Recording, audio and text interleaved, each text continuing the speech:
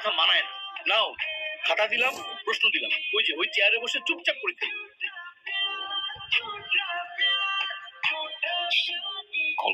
কি?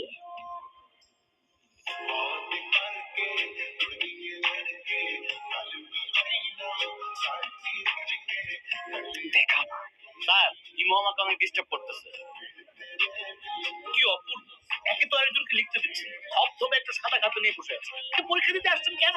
আসলে স্যার আমার মনটা সাদা তো, তাই আমার সবকিছুই সাদা। এক্ষুনি আমার ক্লাসরুম থেকে বেরো যাও। Get out! Get out! ওই শুভ্র, কি সে বল? আজকে এক্সামের মধ্যে দেখাইতে বললাম, কি করলি তুই? আমরা এক ক্লাসে পড়ি, একটু দেখাবি না? বললি উল্টা স্যারে বলে দিলি, কেন এটা কেন করলি? ও তোমাকে কেন দেখাবে? তোমার নিজের কি ব্রেন নাই? তোমরা আসলে কি পড়াশোনা করে আসতে পারো না? আমি তোমার সাথে কথা বলতেছি। ও তো ঠিকই বলছে, তুই বাসা থেকে লেখাপড়া করে আসতে পারছ না। তুই কিন্তু মুখে মুখে কথা বলতেছিস। শুনতেছি তো, কি হয়েছে? কি করবি তুই? আরে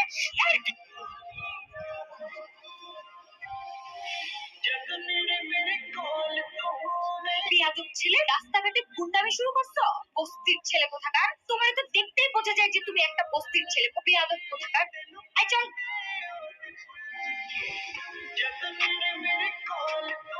হীরা, হীরা, কিছু বলবা? তুমি জানো না কি বলবো?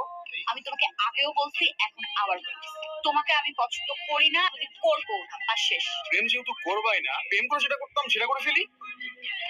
আরে কি আশ্চর্য! কি রকি?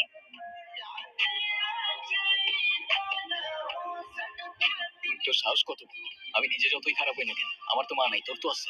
একটা মেয়ের সম্মান কই থাকে তুই জানোস না? এরপর থেকে যদি এরকম করার কথা কখনো ভাবোস, তোরে কেমনে ক্যাম্পাস থেকে বের করতে আমার খুব ভালো করে জানাস। জানা। হিমু, ধন্যবাদ তোমাকে। তোমার জন্য আসিনি আমি, আমার তো ছোটবেলায় মা মারা গেছে, কিন্তু আমি ছোটবেলা থেকেই দেখছি আমার বাবার আমার মায়ের জন্য কতটা সম্মান আছে। আমি নিজেও যতই খারাপ হই না কেন, আমার বাবা আমারে শিখাইছে মেয়েদের কেমনে সম্মান করতে হয়। না হলে সেদিন তুমি চর মারার পরও চুপ থাকতাম না।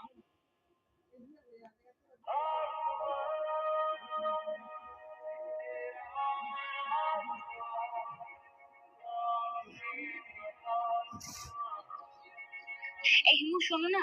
কি হয়েছে? তুমি আমার রাস্তা আটকাচ্ছ কেন? সেদিনের ব্যবহারের জন্য আমি এক্সট্রিমলি সরি। সরি। তুমি আমার কাছে মাপ চাচ্ছ কেন? তুমি কোনো দোষ করছো? এই শরতে তোমার সাথে কোনো কথা বলার ইচ্ছা নাই আমার। আমি না, না বুঝে ভুল করে ফেলেছি। সরি বললাম তো। মাফ করলাম। আচ্ছা, ঠিক আছে, তাহলে আমরা এখন ফ্রেন্ডস। আচ্ছা, ফ্রেন্ডস।